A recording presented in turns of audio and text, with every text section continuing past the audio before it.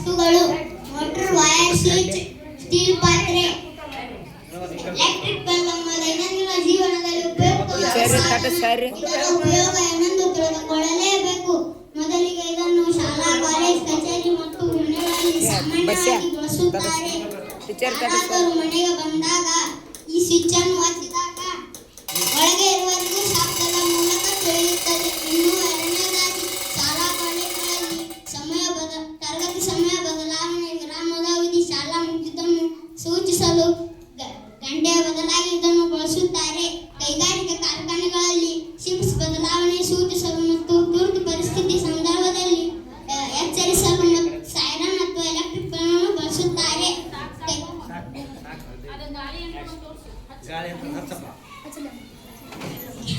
ಪ್ರಯೋಗದ ಹೆಸರು ಗಾಳಿಯ ಯಂತ್ರ. ಗಾಳಿಯಿಂದ ನಾವು ವಿದ್ಯುತ್ತನ್ನು ಪಡೆಯಬಹುದು.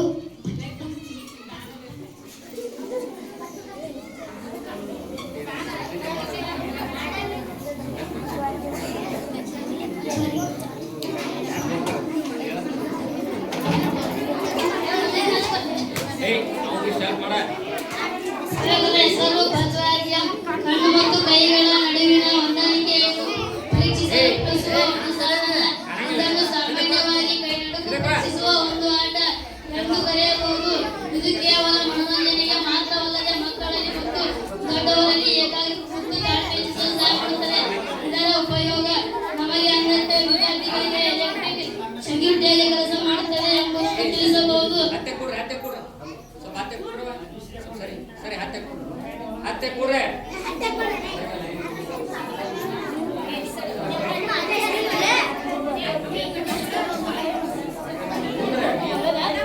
ಇದರ ಉಪಯೋಗ ನಮಗೆ ಅಂದರೆ ವಿದ್ಯಾರ್ಥಿಗಳಿಗೆ ಎಲೆಕ್ಟ್ರಿಕ್ ಸರ್ಕ್ಯೂಟ್ನಲ್ಲಿ ಕೆಲಸ ಮಾಡುತ್ತದೆ ಎಂಬುದನ್ನು ತಿಳಿಸಬಹುದು.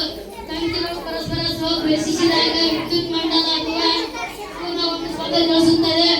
ಶಸ್ತ್ರಚಿಕಿತ್ಸೆ ಮಾಡುವ ವೈದ್ಯರು ಮತ್ತು ಸೂಕ್ಷ್ಮ ಕೆಲಸ ಮಾಡುವವರಿಗೆ ಕೈ ಬೆರಳುಗಳು ನಡುಕುತ್ತಿರುವುದು.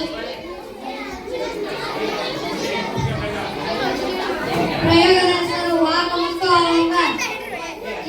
ನಾವು ದಿನನಿತ್ಯ ಜೀವನದಲ್ಲಿ ಹಲವಾರು ವಸ್ತುಗಳನ್ನು ನೋಡ್ತೇವೆ. ಆ ವಸ್ತುಗಳಲ್ಲಿ ವಾಹಕ, ಅಲಂಕ ಎರಡು ವಸ್ತುಗಳು ಮೂಲ ಮುಖ್ಯ. ವಾಹಕ ವಸ್ತುಗಳೆಂದರೆ ತಮ್ಮ ಮೂಲಕ ವಿದ್ಯುತ್ತನ್ನು ಹರಿಯಲು ಬಿಡುವ ವಸ್ತುಗಳು. ಈ ವಾಹಕ ಮತ್ತು ಅಲಂಕ ವಸ್ತುಗಳನ್ನು ಒಂದು ಚಿಕ್ಕ ಪ್ರಯೋಗದ ಮೂಲಕ ತಿಳಿದುಕೊಳ್ಳೋಣ.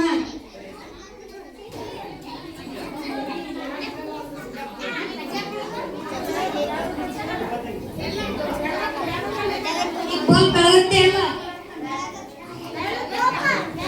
ಬೆಳಕು. ಯಾಕಂದ್ರೆ ಇದು ಕರೆಂಟ್ ನ ಪಾಸ್ ಮಾಡುತ್ತ. ಇದು ಬೆಳಕು, ಇದು ಬೆಳಕು, ಇದು ಬೆಳಕು, ಇದು ಬೆಳಕು.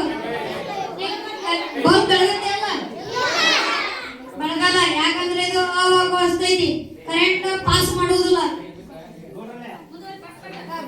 ಬೆಳಗಿಲ್ಲ, ಬೆಳಗಿಲ್ಲ, ಬೆಳಗಿಲ್ಲ, ಕಾಗದಕ್ಕೆ ಬೆಳಗಿಲ್ಲ. ಹಾಗಾದರೆ ಯಾವ ವಸ್ತುಗಳು ನಮಗೆ ರಕ್ಷಣೆ ನೀಡಲು ಕರೆಂಟ್ ನಮ್ಮ ದೇಹಕ್ಕೆ ಪಾಸ್ ಆಗದಂತೆ ನೋಡಿಕೊಳ್ಳುತ್ತವೆ?